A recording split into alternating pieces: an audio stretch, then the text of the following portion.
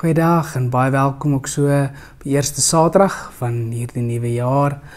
En my bede is dat jy, wanneer jy ook so terugreflekteer of besig is om jouself gereed te maak of dalk van ver plekke af reis, is dat jy die Here se nabyheid sal beleef en dat jy ook jouself daarin sal anker, dat hy met jou is.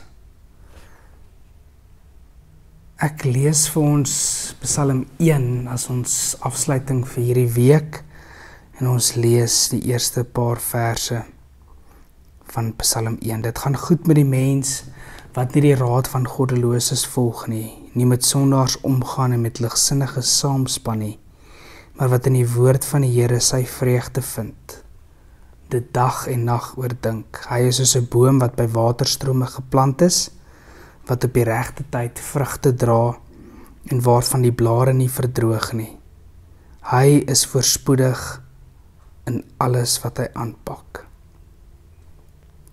Hy is soos 'n boom wat by waterstrome geplant is en wat op die regte tyd vrugte dra en waarvan die blare nie verdroog nie.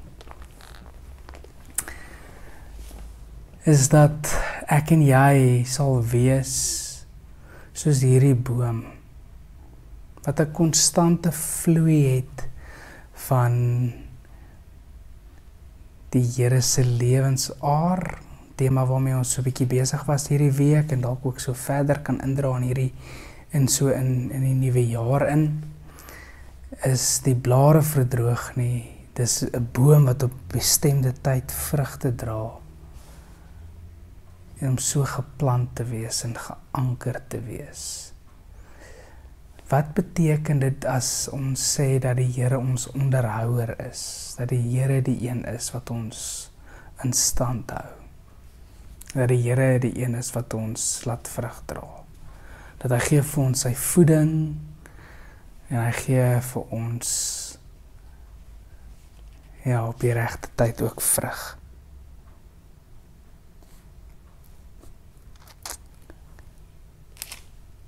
Ons weet ook, as ons dink aan Johannes 15, dat 'n boom gesnoei moet word. En dat ons ook sal toelaat dat die Here ons in hierdie jaar snoei. Al is dit nie altyd maklik nie, al is dit nie altyd vir ons dit wat ons graag wil hê nie. Maar wanneer jy gesnoei word, is dit juis so, dat jy meer en meer die vorm en die beeld en die gestalte van Christus sal aanneem. Dat daar 'n klomp dinge is wat uiteindelik deel word van ons lewens, wat daai kom wegsteek, wat gesnoei moet word, waarvan ons ontslae moet raak, sodat die Here se beeld in ons vorm weerkaats kan word. Mag die Here ook so by my en jou, mag ek en jy boom wees wat op die regte tyd vrugte dra. Mag die Here sy genade oor my en jou ook in hierdie jaar so uitstort.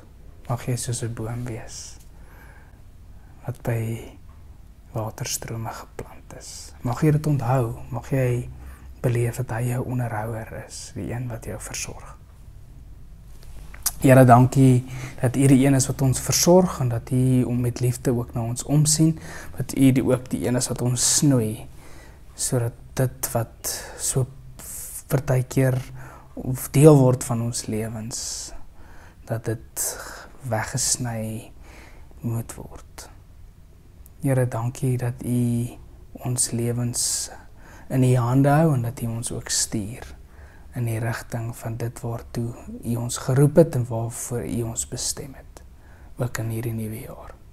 Ons bid dit as mense wat in hierdie jaar weer eens afhanklik wil wees van U. Ons bid dit in die wonderlike naam. Amen. Voorspoed, lekker naweek, ons gesels weer.